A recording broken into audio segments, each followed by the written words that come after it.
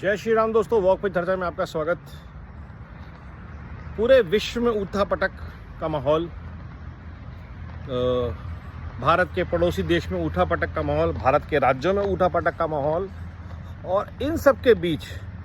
जब आप प्रधानमंत्री का 15 अगस्त का भाषण सुनते हैं तो आपको एहसास होता है कि हम कितने लकी हैं। भारत का ये सौभाग्य है कि आज के दिन भारत की लगाम,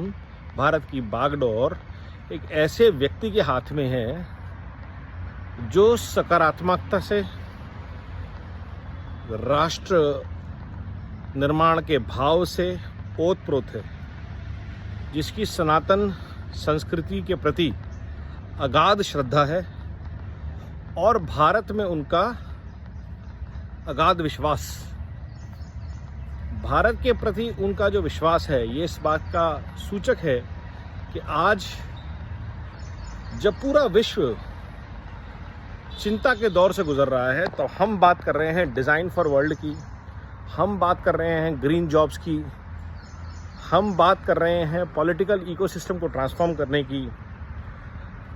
हम बात कर रहे हैं 10 साल के आउटकम्स की। किस लेवल पे हमने सोसाइटी को, पॉलिटिक्स को, भारत को ग्लोबल लेवल पे एक कॉम्पिटेंट फोर्स में कन्वर्ट किया है। हम बात कर रहे हैं कलेक्टिव भारत के एफर्ट की, जहाँ पे स्किल इंडिया, स्टार्टअप इंडिया जैसे मुद्रा लोन्स, उज्ज्वला स्कीम, किसान पेंशन, किसान लोन्स, किसान कार्ड, जैम, इन सब चीज़ों ने इतने लेवल पे ट्रांसफॉर्मेशन किया है कि आज पूरा का पूरा जो सिस्टम है वो ट्रांसफॉर्म हो चुका है देश का। और ये जो ट्रांसफॉर्मेशन है उसके आउटकम्स जब आप 15 अगस्त को सुनते हैं तो आपको लगता है कि ये जो सतत संघर्ष हो रहा है विश्व में, बंगाल में, बांग्लादेश में, इजराइल में, उसके बीच, इन सब के बीच अगर कोई विश्व में ज्योतिपुंज उभरेगा तो वो भारत उभरेगा। और भारत के इस उदय के पीछे हमारे संस्कार, हमारी संस्कृति और भारत की कलेक्टिव ताकत का सही समय पे सही निर्णय लेने का जो प्रयास है, जो दूरदर्शिता है, वो सोचिए अगर 2024 के नतीजों में हम गलत वोट कर देते, 40-50 सीट का ही फर्क पड़ा शायद, और उसमें आपको अखिलेश यादव, राहुल गांधी, ममता बनर्जी, अरविंद केजरीवाल, स्टालिन, उद्धव ठाकरे, आदित्य ठाकरे, सुप्रिया सुले जैसे लोग देश के प्रधानमंत्री, रक्षा मंत्री, स्वास्थ्य मंत्री, वित्त मंत्री बने होते तो आज हम किस अवस्था में होते। भारत में जो अनार्की और क्योस होता। तो भारत ने कलेक्टिवली जो डिसीजन लिया, मैं बार बार इस चीज़ को बोलता हूँ कि भारत की कलेक्टिव कॉन्शियसनेस का एक बहुत बड़ा रोल है इस धर्म युद्ध में धर्म के साथ खड़े होने के लिए।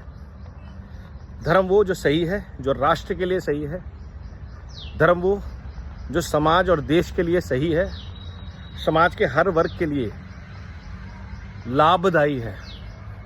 और किसी एक वर्ग विशेष, परिवार विशेष के लिए नहीं। जिस तरह से हम लोगों ने मिल के भ्रष्ट परिवारवादों को धूल चटाई है और फिर एक बार कर्मयोगी को चुना है और देश को आगे बढ़ने का मार्ग प्रशस्त किया है देश के लिए, उसके लिए सारे भारत को 15 अगस्त के लिए बाद से फिर से एक बार साधुवाद। तो जुड़िए इस मिशन में, इधर उधर की बातों से डेविएट नहीं होना, धर्म के साथ खड़े रहिए। बेटी चाहे कहीं की हो उसके लिए आवाज़ उठाइए और एक स्वर में चिल्लाइए, गुस्ताखे नारी की एक ही सज़ा, एल तन से जुदा। जो भी किसी महिला के खिलाफ किसी भी धर्म, क्षेत्र, जात का व्यक्ति हो, अगर कोई ऐसा दुर्व्यवहार करता है, उन सब व्यक्तियों का और उन व्यक्तियों को कवर करने में जितने लोग इन्वॉल्व हैं उन सब का तुरंत नसबंदी, कैस्ट्रेशन, एल तन से जुदा कर देना चाहिए। मैं वर्ड नहीं बोल सकता बट उनके लिंग को छिन्न भिन्न कर देना चाहिए ताकि इनके जो पुरुषत्व की आग है उसको शांत किया जा सके permanently. It is our duty when Bharat is getting made in the new level at a new scale, we create safe workplaces, respectable workplaces for all our workforce, including women, including physically challenged people, including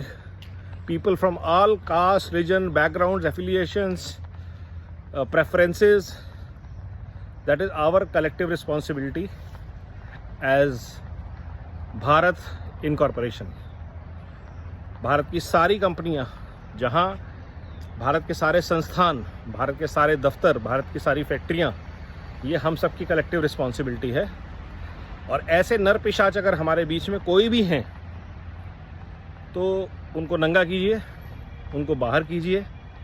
zero tolerance की policy जैसा मोदी जी ने बोला, ये हमें अपनानी पड़ेगी हर level पे, so that we become a good working force, skilled working force, positive,